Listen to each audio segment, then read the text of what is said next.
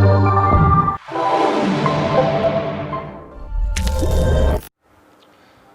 اللہ الرحمن الرحیم۔ السلام علیکم ڈیئر اسٹوڈنٹس۔ آج ہم نے جو ٹاپک پڑھنا ہے اسلامیات فرسٹ ایئر فرسٹ جو ہمارا اس کا چیپٹر چل رہا ہے، اس کی قرآن پاک کی اہم خصوصیات۔ قرآن پاک کی جو خصوصیات ہیں، قرآن پاک کی اہم خصوصیات، اس کے بارے میں ڈسکس کرنا ہے۔ سب سے پہلے خصوصیت ہے کہ یہ آخری آسمانی کتاب ہے، یعنی جتنی بھی کتابیں اللہ پاک نے دنیا میں نازل فرمائی وہ حتمی اور آخری نہیں تھیں، یعنی وہ ایک تو ان میں جو ہے وہ تعلیمات مخصوص خطے مخصوص علاقے کے لیے تھیں، اور مخصوص قسم کے احکامات جو تھے وہ اس میں موجود تھے، اور وہ ایک خاص وقت تک کے لیے رہنمائی کا ذریعہ تھی۔ لیکن قرآن پاک جو ہے وہ اللہ تعالیٰ نے خاتم المرسلین حضرت محمد صلی اللہ علیہ وآلہ وسلم پر نازل کی، چونکہ رسول اللہ صلی اللہ علیہ وآلہ وسلم پر جو ہے سلسلہ نبوت اختتام پذیر ہوا، اور اب آپ کے بعد تا قیامت کوئی نبی نہیں آئے گا، آپ اللہ پاک کے آخری نبی ہیں۔ تو اللہ تعالیٰ نے جو ہے وہ آپ پر جو کتاب نازل کی، ظاہر ہے جو وحی اور کتابیں ہوتی ہیں وہ انبیاء پر آتی ہیں۔ سلسلہ نبوت ختم ہونے کے ساتھ سلسلہ وحی یعنی اللہ تعالیٰ کی کتابوں، اللہ تعالیٰ کے احکامات کا جو آنے کا سلسلہ ہے وہ بھی کیا ہوا، تمام ہوا۔ تو اللہ پاک نے رسول اللہ صلی اللہ علیہ وآلہ وسلم پر جو کتاب نازل فرمائی، جس طرح آپ صلی اللہ علیہ وآلہ وسلم سلسلہ نبوت کے آخری نبی ہیں، اس طرح سلسلہ نزول وحی کی جو آخری کتاب وہ قرآن پاک ہے۔ قرآن مجید اللہ تعالیٰ کی آخری کتاب ہے جو آخری پیغمبر محمد صلی اللہ علیہ وسلم پر نازل ہے۔ قیامت تک تمام انسانوں کے لیے یہ آخری سرچشمہ ہدایت ہے، اس کے علاوہ ہدایت کا اور کوئی ذریعہ نہیں ہے۔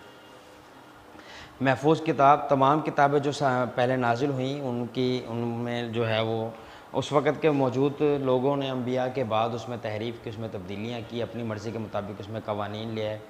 پیسوں کی خاطر جو ہے اس وقت کے علماء بادشاہوں کو سہولت فراہم کرنے کے لیے چند ٹکوں سکوں یا آسائشوں کی خاطر جو ہے وہ کتاب میں تبدیلی کر دیتے ہیں، احکامات میں تبدیلی کر دیتے ہیں۔ اللہ پاک نے فرمایا قرآن پاک جو ہے یہ ایک محفوظ کتاب ہے، چونکہ قرآن مجید قیامت تک ہر دور ہر قوم انسانوں کے لیے رشد و ہدایت کا ذریعہ ہے، اس لیے اللہ تعالیٰ نے اس کی حفاظت کا خاص وعدہ فرمایا، کیونکہ یہ کتاب چونکہ اس کے بعد کوئی کتاب نہیں آنی، اس لیے اس کی حفاظت بھی ضروری ہے۔ اللہ فرماتا ہے اِنَّا نَحْنُ نَزَّلْنَا الذِّکْرَ وَإِنَّا لَهُ لَحَافِظُونَ، بے شک یہ ذکر ہم نے نازل کیا، یہ قرآن، یہ نصیحت ہم نے خود اتاری اور ہم خود اس کے محافظ و نگہبان ہیں۔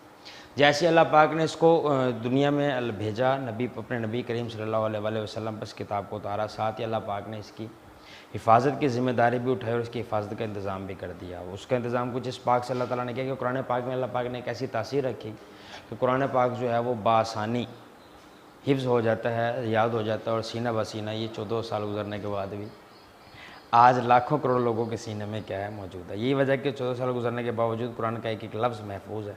اللہ نے اس کی حفاظت کیسے انتظام کر دیا کہ ہمیشہ تحریف اور تبدیل سے محفوظ ہو گیا، جبکہ دوسری کتابوں میں بڑا رد و بدل ہو چکا ہے۔ اس لیے جب تک قرآن مجید اپنی وہ کتابیں اپنی اصلی حالت میں موجود نہیں، جبکہ قرآن پاک جو ہے وہ اپنی اصلی حالت میں موجود اور ہمیشہ رہے گا۔ زندہ رہنے والی الہامی زبان کتاب، زندہ زبان والی الہامی کتاب۔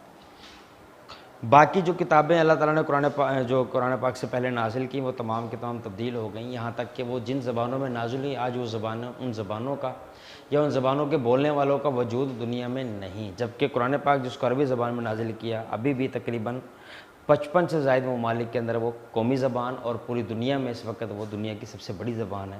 پوری دنیا کے ہر خطے میں ہر حصے میں وہ زبان بولی پڑھی اور سمجھی جاتی ہے۔ قرآن پاک کی شکل میں کائنات کے ہر حصے ہر کونے میں موجود اس زبان کو پڑھا بولا اور سمجھا جاتا ہے۔ اس طرح حدیث مبارکہ کا جو علم ہے وہ بھی چونکہ عربی میں ہے، تو علماء کرام جو ہیں وہ پوری دنیا میں موجود علماء کرام اس زبان میں حدیث کے علم کو پڑھا رہے ہیں، پھیلا رہے ہیں اور لوگوں کو سمجھا رہے ہیں۔ تو یہ جو زبان ہے وہ مسلسل ترقی کرتی ہوئی زبان ہے، نہ کہ یہ ختم ہونے کی طرف جانے والی زبان ہے۔ تو یہ قرآن پاک کے محفوظ ہونے کی ایک بڑی مثال ہے۔ اس کے بعد ہے عالمگیر کتاب۔ قرآن پاک جو میں نے آپ کو پہلے بھی بتایا تھا کہ باقی کتابیں جو تھیں وہ ایک خاص ملک، خاص قوم کے لیے تھی، مگر قرآن مجید ساری دنیا انسانیت کے لیے پیغام ہدایت ہے۔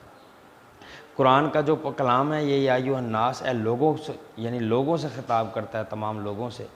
یہ عالمگیر کتاب ہے، اس کی تعلیمات ہر دور ہر ملک کے لیے قابل عمل ہے، یعنی یہ ایک اسپیسیفک ٹائم کے لیے نہیں ہے، خاص خطے قبیلے کے لیے نہیں ہے۔ اس کی تعلیمات قیامت تک موجود ہر انسان کے لیے راہ ہدایت ہے۔ تو یہ ایک عالمگیر کتاب ہے، ایک خاص خطے قوم قبیلے کے لیے نہیں، اور یہ دنیا میں بسنے والے تمام لوگوں کے لیے نفع بخش اور انسانی عقل کے عین مطابق ہے، یعنی کوئی شخص دنیا میں کسی بھی خطے، کسی بھی ملک، کسی بھی علاقے، کسی بھی قبیلے کسی بھی نسل سے تعلق رکھتا ہو اس کے لیے یہ مکمل رہنمائی کا ذریعہ. جامع کتاب اللہ پاک نے تمام سابقہ کتابوں میں جو اخلاقی تعلیمات نازل فرمائی تھیں یا جو مناجات دعائیں اللہ پاک نے نازل فرمائی تھی یا فقہی مسائل جو سابقہ کتابوں میں تھے، اللہ پاک نے ان سب کو اکٹھا کر کے جمع کر کے جو ہے وہ قرآن پاک میں نازل کر دیا. یعنی ان تعلیمات کو جو سابقہ کتابوں میں تحریف کر دی گئی تھی، تبدیل کر دی گئی تھیں، اللہ پاک نے ان کو بھی محفوظ کرنے کے لیے ان تمام تعلیمات کو اس کتاب میں شامل کر دیا. یہ جامع کتاب ہے جو حضرت آدم علیہ السلام سے لے کر حضرت محمد صلی اللہ علیہ وآلہ وسلم تک نازل کی جانے والی اللہ تعالیٰ کے تمام احکامات اور تمام تعلیمات اور اللہ تعالیٰ کی طرف سے نازل کردہ تمام جو وہ اخلاقی و اجتماعی انفرادی و اجتماعی معاملات سے متعلق تمام احکامات کو جو اپنے اندر جمع کیے ہوئے ہیں. عقل و تہذیب کی تائید کرنے والی کتاب. پہلی آسمانی کتابیں بعض کتابیں ایسی باتوں پر مشتمل تھی جو حقیقت کے خلاف ہیں یا بلکہ بعض کتابوں میں انتہائی شائستہ اخلاقی باتیں بھی پائی جاتی تھیں.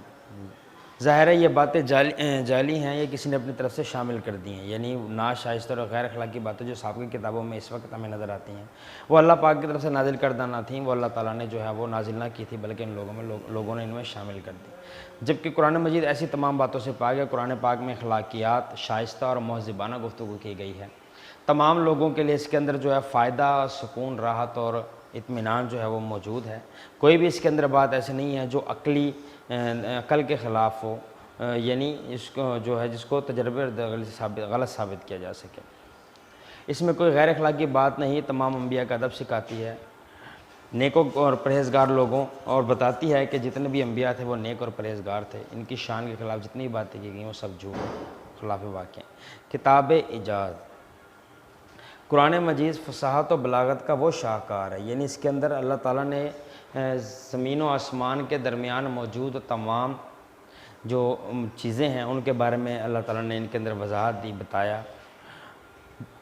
وہ شاہکار ہے جس کا مقابلہ کرنے سے عرب و عجم کے فصیح و بلیغ لوگ عاجز رہے. یعنی اس قرآن پاک کو مکمل طور پر جو ہے وہ سمجھنا کسی ایک شخص یا کسی ایک خطے قبیلے کے لوگوں یا ایک گروہ کی بات نہیں، بلکہ تمام دنیا کے لوگ جو ہیں اس سے مکمل طور پر اپنے اپنے ذات کے لیے فائدہ تو اٹھا سکتے ہیں، لیکن یہ اتنی فصیح و بلیغ کتاب ہے کہ مکمل طور پر اس پر دسترس حاصل کرنا کسی بھی شخص کے لیے مشکل ہے. قرآن مجید سب مخالفوں کو دعوت دی گئی کہ چھوٹی سی آیت قرآن کی صورت میں قرآنی آیت صورت کے مقابلے میں کوئی صورت بناؤ مگر کوئی اس کی مثال پیش نہیں کر سکا. یعنی اللہ پاک نے فرمایا کہ تم اس جیسی کتاب لے آؤ، اس جیسی کتاب نہیں لا سکتے تو اس کتاب کی کسی ایک صورت جیسی ایک صورت لے آؤ. اگر کوئی صورت نہیں لا سکتے تو اس کتاب میں موجود آیتوں سے کے برابر کسی ایک آیت کے برابر ایک آیت ہی لے آؤ، لیکن کوئی بھی اس کی مثال پیش نہیں کر سکا. کیونکہ یہ کلام خدا تھا، یہ کسی انسان کا یا کسی مخلوق کا کلام نہیں تھا کہ جو اس کی کوئی برابری کر سکتا، بلکہ یہ اللہ کا کلام تھا، کسی بندے کا بنایا ہوا نہیں تھا. پھر کوئی بشر سے مقابلہ کیسے کر سکتا ہے؟